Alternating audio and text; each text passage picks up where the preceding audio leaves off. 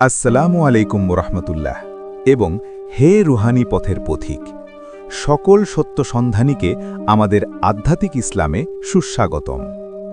আজ আমরা এমন এক অস্থিরতা ও অশান্তির সময় পার করছি, যেখানে আমাদের চারপাশে কেবলই রাজনৈতিক কোলাহল, সামাজিক বিভেদ এবং এক অদৃশ্য অনিশ্চয়তার ছায়া। আমাদের প্রিয় জন্মভূমি আজ এক অদ্ভুত পরিস্থিতির মধ্য দিয়ে যাচ্ছে, যেখানে সাধারণ মানুষ হিসাবে আমরা আমাদের দৈনন্দিন জীবনে শান্তি খুঁজে পাচ্ছি না।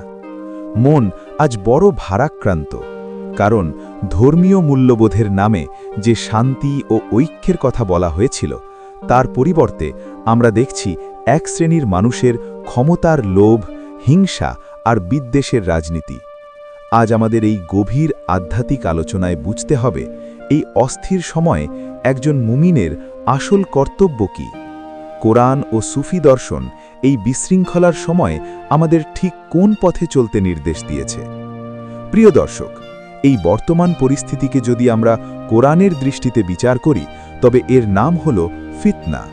ফিতনা মানে হল বিশৃঙ্খলা, পরীক্ষা এবং এমন পরিস্থিতি যা মানুষকে সত্য পথ থেকে বিচ্যুত করে দেয়। আল্লাহ তাআলা পবিত্র কোরআনে ফিতনা সম্পর্কে অত্যন্ত কঠোর হুঁশিয়ারি দিয়েছেন।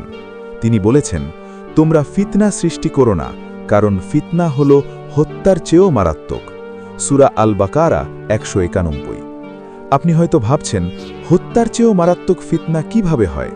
কারণ হত্যা কেবল একজনের দেহকে শেষ করে, কিন্তু ফিতনা বা এই রাজনৈতিক বিশৃঙ্খলা সমাজের রূহকে, মানুষের ঈমানকে এবং তাদের পারস্পরিক বিশ্বাসকে হত্যা করে।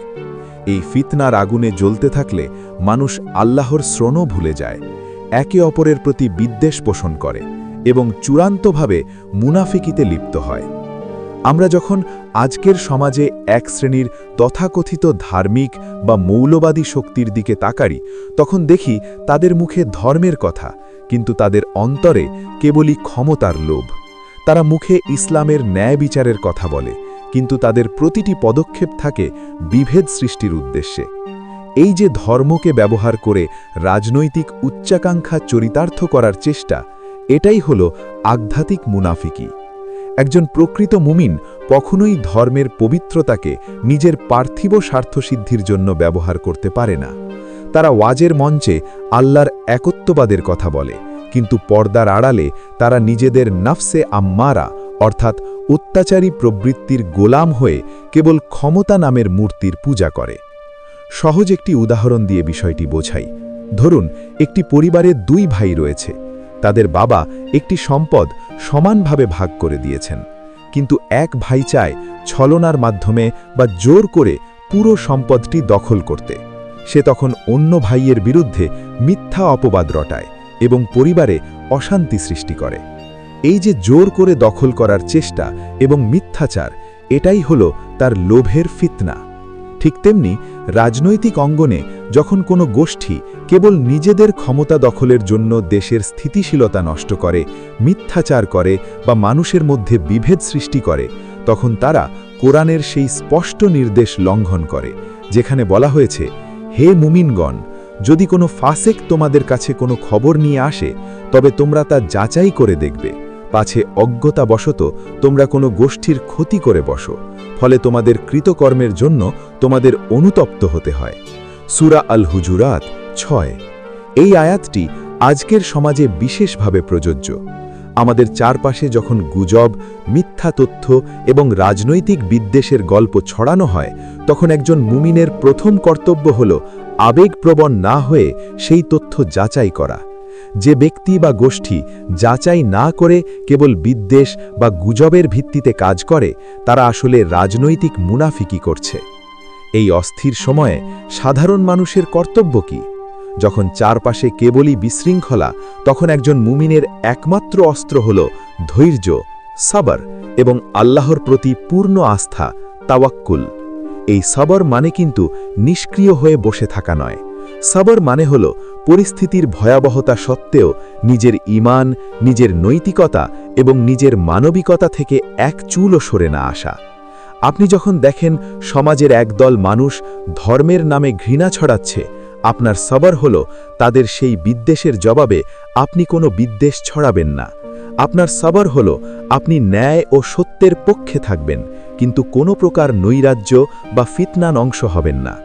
সূরা আল বাকারায় আল্লাহ বারবার বলেছেন, যারা সবর করে আল্লাহ তাদের সাথেই থাকেন এবং তাদেরকেই সাহায্য করেন। এই ধৈর্যই হল মানসিক শান্তির একমাত্র চাবিকাঠি। সুফি দর্শন আমাদের শেখায় আসল জিহাদ আমাদের অন্তরে। এই চরম রাজনৈতিক অস্থিরতার সময় আপনার সবচেয়ে বড় জিহাদ হল আপনার মনে যেন কোনো প্রকার বিদ্বেষ, প্রতিশোধের আগুন বা ঘৃণা জন্ম না নেয়। যখন আপনি অন্যের প্রতি ঘৃণা পোষণ করেন, তখন সেই ঘৃণার বীজ আপনার ঈমানকে খেয়ে ফেলে। আপনি তখন রাজনৈতিক নেতাদের নফসে আম্মারার ফাঁদে পড়ে যান। তাই জিহাদ আনিন নফস হল আগে নিজের মনকে শান্ত রাখা, অন্যের প্রতি দয়া ও মানবিকতা বজায় রাখা। এটা মনে রাখা যে যারা এই ফিতনা সৃষ্টি করছে তারা আল্লাহর কাছে জবাবদিহি করবে। আপনার দায়িত্ব শুধু নিজের আমল এবং নিজের রূহকে পবিত্র রাখা। অতএব প্রিয় দর্শক, এই ফিতনার সময়ে আমাদের চূড়ান্ত করণীয় হল বিভ্রান্তি থেকে নিজেকে রক্ষা করা। কোনো রাজনৈতিক ফতোয়া বা গুজবকে অন্ধভাবে অনুসরণ না করে কোরআনের আলোকে বিচার করা এবং সর্বদা সত্য তথ্য যাচাই করা। ঐক্যের ওপর জোর দেওয়া। রাজনৈতিক মতবাদ ভিন্ন হলেও উম্মাহ এবং মানবিক ঐক্যের বাঁধনকে ধরে রাখা। ধৈর্য ও সন্তুষ্টি। আল্লাহর ফয়সালা নিয়ে সন্তুষ্ট থাকা, রেজা বিল কাজা এবং চরমপন্থার দিকে না গিয়ে সংযম বজায় রাখা। এই অস্থিরতা একদিন কেটে যাবে, কিন্তু এই সময়ে আপনি আপনার ঈমান ও নৈতিকতাকে কিভাবে রক্ষা করেছেন সেটাই হবে আপনার রুহানি জীবনের সবচেয়ে বড় অর্জন।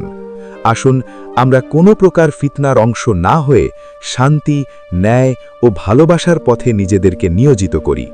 এটাই হলো এই কঠিন সময়ে একজন মুমিনের প্রকৃত পরিচয়। এই গভীর আলোচনায় আমাদের সাথে থাকার জন্য আপনাদের প্রত্যেককে জানাই আন্তরিক ধন্যবাদ ও কৃতজ্ঞতা। যদি এই আলোচনাটি আপনার হৃদয়ে সামান্যতম আলো জ্বালিয়ে থাকে, তবে দয়া করে ভিডিওটিতে একটি লাইক দিন। এই সত্যকে আরও মানুষের কাছে পৌঁছে দিতে ভিডিওটি শেয়ার করুন। আর ইসলামের এই রুহানি ও আধ্যাত্মিক ধারা বজায় রাখতে আমাদের আধ্যাত্মিক ইসলাম চ্যানেলটি সাবস্ক্রাইব করে আমাদের পরিবারের সদস্য হন। আল্লাহ আমাদের সবাইকে ফিতনা থেকে রক্ষা করুন। আসসালামু আলাইকুম ওয়া রাহমাতুল্লাহ।